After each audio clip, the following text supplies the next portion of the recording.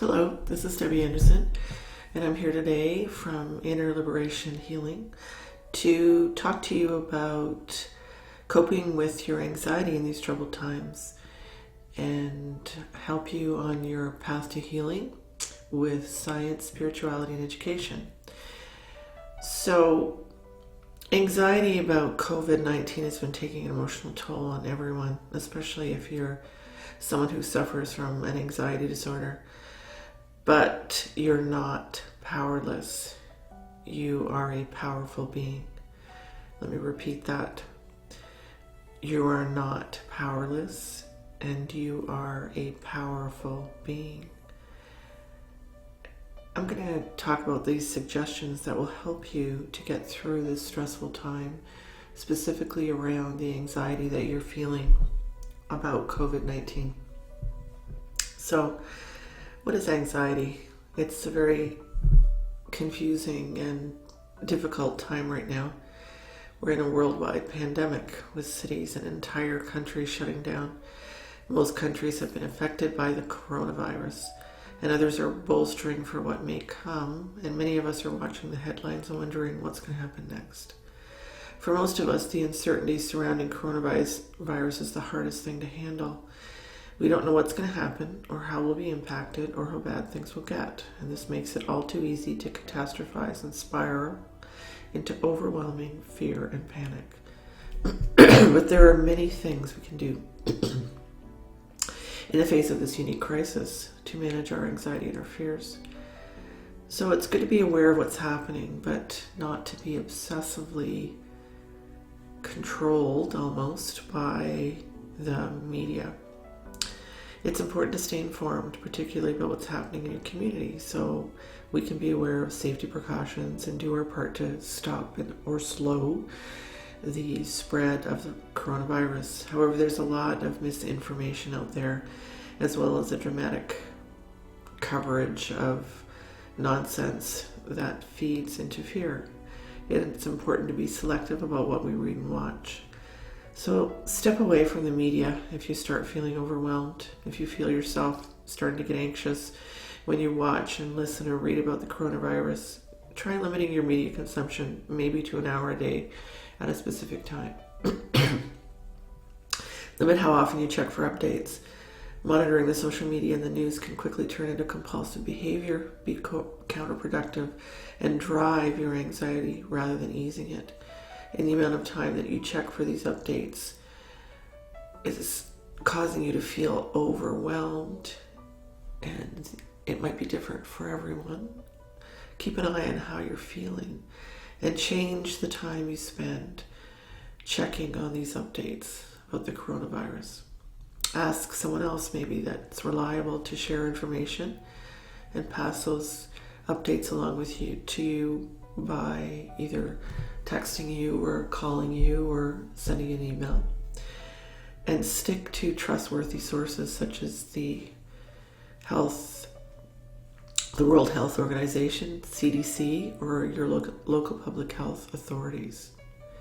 There's a lot of misinformation on YouTube, on Facebook, everywhere.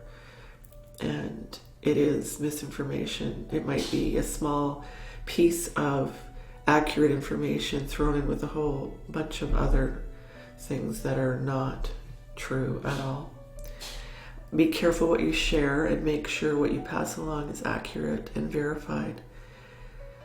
I did find an expert. His name is Dr. Otto Yang, and he's an infectious disease expert, and I found him to be very helpful and accurate. The link is on my website here if you want to click on that. He is also found on Facebook just by his name, Otto Yang, spelled Y-A-N-G, first name O-T-T-O. So there are a lot of things you can control in this time of uncertainty. There are also things outside of our control, including how others behave, or how long the pandemic might last, or what's going to happen in our communities. And it's very hard to accept this and reason. And we try endlessly to search for answers on the internet to appease our anxiety. However, focusing on questions that have no answers to our or circumstances that are outside of our control, this will lead us nowhere except to feel more anxious, afraid, and overwhelmed. So when you find yourself starting to feel pulled into the fear of what might happen, shift your focus to what you can control. For example, you can't control how severe the coronavirus might get in the area that you live, but you can take steps to reduce the risk of contracting it or spreading it to anyone else. So these are some of the things that are actually true and do work to help prevent the spread. Hand wash frequently for at least 20 seconds with soap and water, or use a hand sanitizer that contains at least 60% alcohol. Avoid touching your face, particularly your mouth, nose, and eyes. Stay at home as much as possible, despite not feeling sick, especially if you're older or if you have an underlying medical condition like diabetes, cardiovascular disease, hypertension, or a chronic lung disease. So you are protecting yourself from those who have the COVID-19. Avoid any large groups, even with over 10 people. Avoid non-essential shopping where you might be in close proximity to others, unless you're wearing a mask. And the mask merely, if you don't have any symptoms, it's acting as a barrier to prevent you from getting droplets from someone else who is too close to you. So keeping 6 feet away or 2 meters away from another person if you're outside, if you're still allowed to go outside, is what you should be doing. Sleep 7 or 8 hours, which helps support your immune system, and follow what the experts say. Of course, eating a healthy diet, lots of vegetables and fruit, cooked vegetables, and or raw vegetables and fruit that actually have been washed with soap and water. Soap kills the virus. Plan for what you can. Yes, you have reasons to be concerned about what may happen if your workplace has closed or is closing, how long your children have to stay away from school, or if you're worried about you getting the virus or someone else getting the virus, or you have to be in self-quarantine and you might not get paid. These are all things to be concerned about. While these possibilities can be scary to think about, being on top of it can relieve some of the anxiety. Write down your specific concerns that you may have about the coronavirus and that you're feeling that are overwhelming to you right now. If it's too overwhelming, in fact, you can take a little break, come back to it. Make a list of the possible solutions, though, that you can think of. It doesn't have to be perfect. It's just stuff that flows into your head. And focus on concrete things you can work out and change rather than circumstances that are beyond your control. Set it aside and stay away from it until you need it or your circumstances change significantly. How to stop what ifs. It's hard to let go of the need for certainty and control, and it's normal to want to know what lays ahead of us in our lives. That is perfectly normal, and not feel like we're going to fall off a cliff. There are ways to help this so that you feel calmer and in control and not in a frenzy. If you feel yourself starting to spin off into anxiety, ground yourself in the here and now and stop the negative spiral and allow your rational brain to become present in the current moment. This technique is very simple and very effective. Bring your attention to your breath and your body. Focus on your breathing. Focus how you breathe in your nose and out your mouth.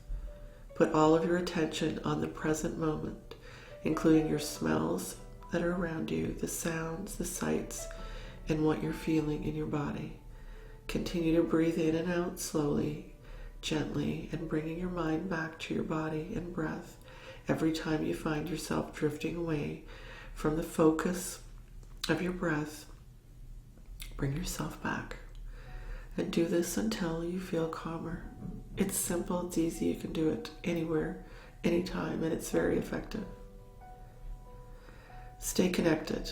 Evidence shows that many people with coronavirus, particularly young, seemingly healthy people, don't have symptoms but can spread the virus.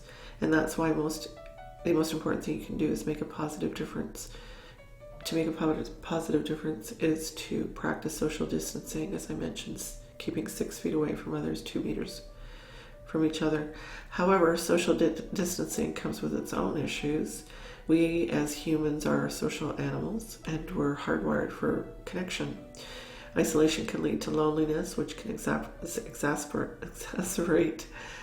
anxiety and depression, which can even impact our physical health.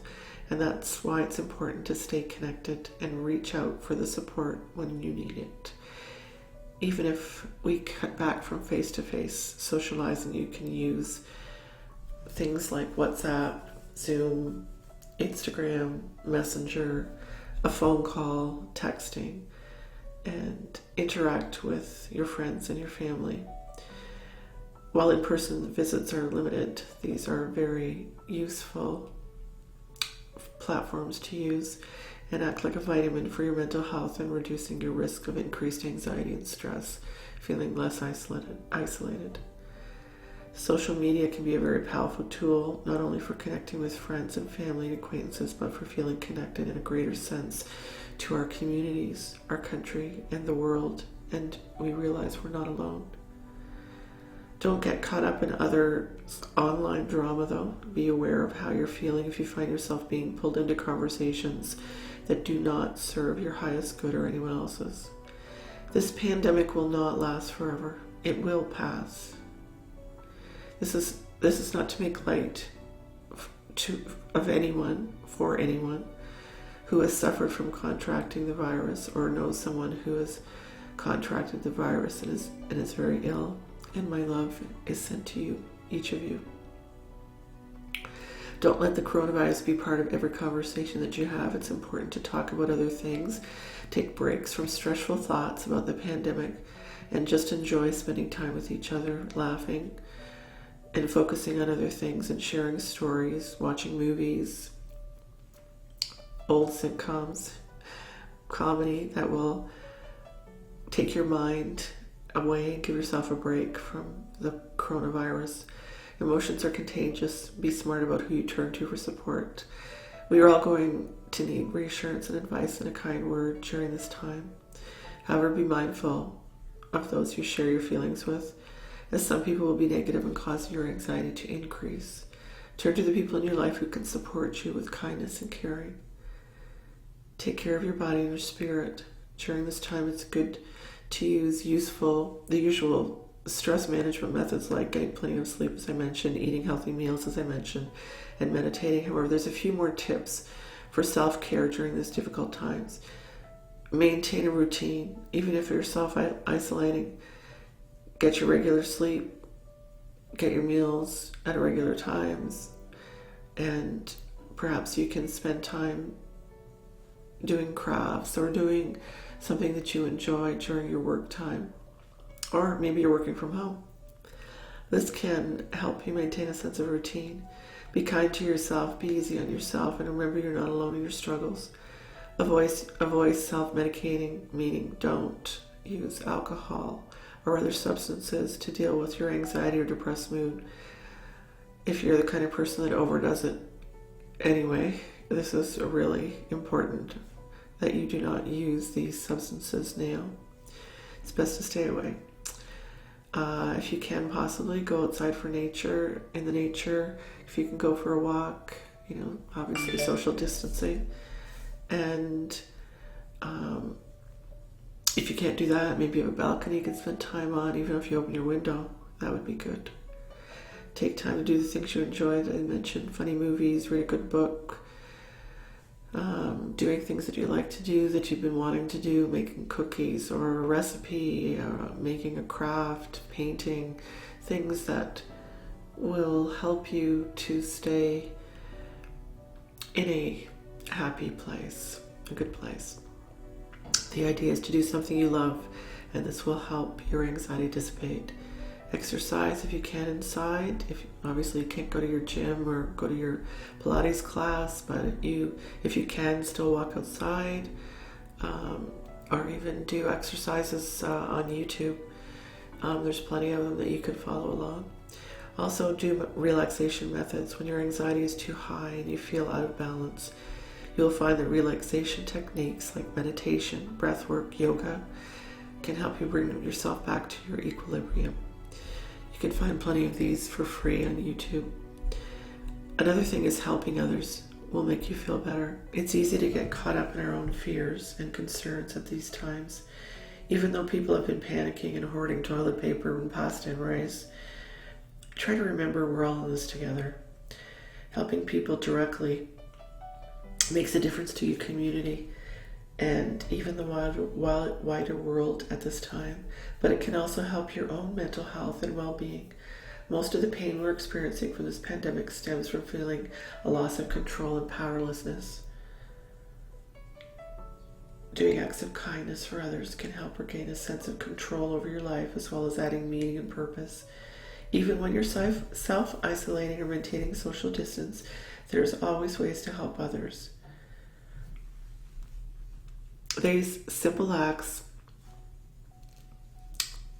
can help save the lives of others that are most vulnerable in your community. As I said, isolating yourself even if you don't have symptoms. If you do have symptoms, of course, seek medical help. If you have a fever, cough, or shortness of breath, go to the emergency department or seek medical health or medical care as soon as possible. The other things, wash your hands again frequently, 20 seconds, or use a hand sanitizer with 60% alcohol. These simple acts can save the lives of the most vulnerable in our community and prevent overburdening the healthcare system. Reach out to others in need, even if it's just to offer to bring some groceries and drop them at their front door to your elderly neighbor or someone who might need their medicine delivered to them if that can't be arranged through the pharmacy. Donate to the food banks because some people, since they've depleted the food banks' resources, because of the hoarding, you can add food to that or even contribute money. Be a calming influence to others and help your friends and family who are panicking to try and help them gain some perspective on the situation. Don't share false rumors. Instead, refer them to accurate and reputable news sources. Having an uplifting influence and being positive in these anxious times can help you feel better, more grounded, and help your own situation, as well as helping others. Being kind to others helps promote kindness, and this will spread throughout our communities even faster than any virus. Know that this will not go on forever, and it will pass. And remember this: let love guide you, not fear. Until the next time, I wish you safety and love, and please take care of yourself and your loved ones. Love to you.